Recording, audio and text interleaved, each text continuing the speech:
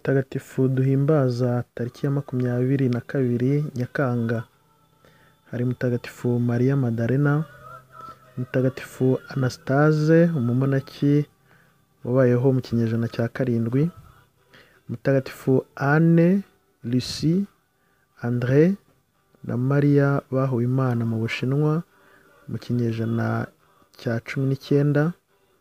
Hari Mutagatifu Corneille wa Pereyaslav umumonaki wabayeho mu kinyejana cya 17, na Mutagatifu Cyrilo umwepiskopi wa Antioche wabayeho mu kinyejana cya 4.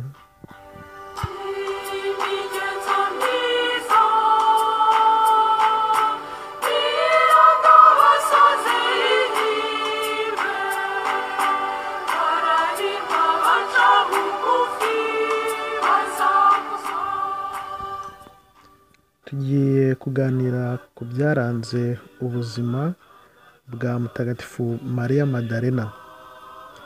Iri zina Mariya Madarena rifite andi mazina rikomokaho nka Madarena, Madelon, Madeline, Marlene. Abo bose bakaba bizihiza Mutagatifu Mariya Madarena. Mariya Madarena ni umwe mu bigishwa ba Kristo babanye nawe ubwo yari akiri ku isi, amuherekeza aho yajyaga hose. Ni nawe wa mbere wamubonye amaze kuzuka mu bapfuye, maze yihutira kubimenyesha intumwa 11, aba atyo intumwa ku ntumwa.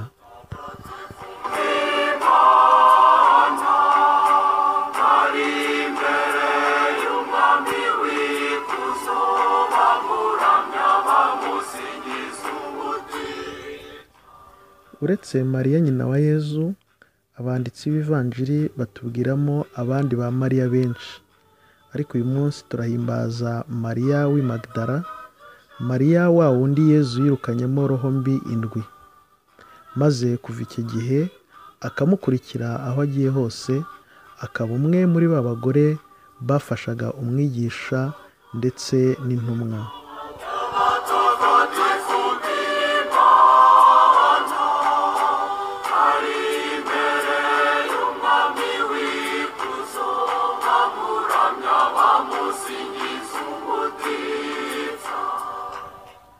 Ubwo Yezu bamubambaga ku musaraba, Mariya Madarena yari yigiye ahitaruye, nk'uko ivanjiri ya Mariko umutwe wa 15 umurongo wa 40 ubitwereka. Yezu w'i Arimatiya amaze gusaba umurambo wa Yezu ngo awushyingure, Mariya Madarena yarabegereye areba ibiri kuba, maze nyuma agarukana n'undi Mariya mu gitondo cya Pasika gutera umubavu umurambo wa Yezu. Ibyo tubisanga mu ivanjiri ya Mariko umutwe wa 16 umurongo wa 1. Mariya Madarena niwe wa mbere wahishuriwe ko izuka rya Yezu ryabaye mu gihe yamwiyerekaga, ariko Mariya Madarena we akagira ngo ni umunyabusitani. Amaze kumumenya aravuga ati, mwigisha.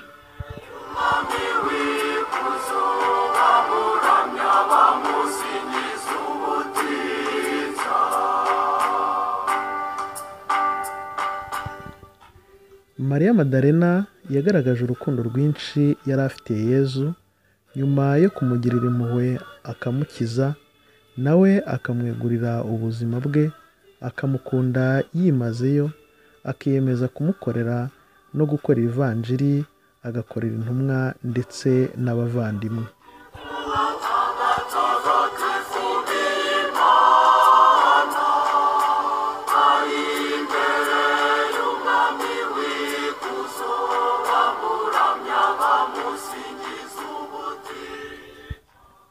Mariya Madarena adufashe natwe gusubiza amaso inyuma, turebe ibyo Yezu yadukoreye, turebe aho yadukuye, indwara yadukijije, imitego ya Sekibi n'ibyago byinshi yadutambukije byari kuba byaraduhitanye, ariko ubu tukaba tugihumeka.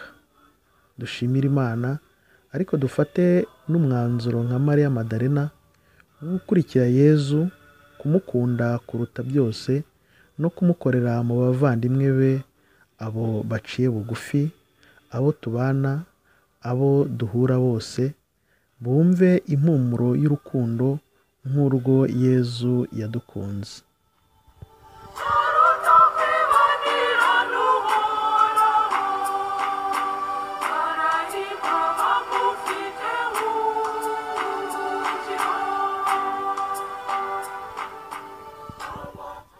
Urukundo Mariya Madarena yagaragarizaga Yezu rwaterwaga n'uko we bahuye, ugaterwa n'ibyo yamukoreye aho amariye kuzuka, akamwibonera n'amaso ye, akamuhamagara mu izina ati Mariya we.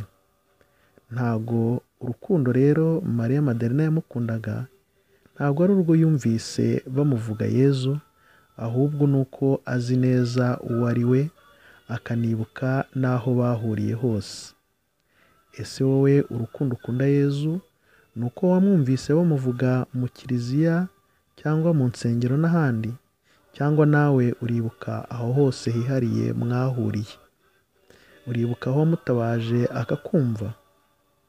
Inkuru nziza Mariya Madarena yamenye akigera kumva, kandi bikaba byari bimuteye inkeke, nuko yumvaga atari bubone ubakuriraho ibuye ryari rikingiye imva, kuko ryari rinini. Ariko agezeyo asanga ryavuyeho, abasha kubona Yezu. Ni inkuru nziza kuko kuwemera wese, ibuye cyangwa urukuta rumubuza guhura na Yezu nta ruriho. Yezu yigaragariza buri wese. Yezu yavanyeho iryo buye n'urwo rukuta rwateraga inkeke buri wese, rukamubuza kumubona. Umushakashakana rero umutima ukunda wese aramubona kandi akamwigaragariza.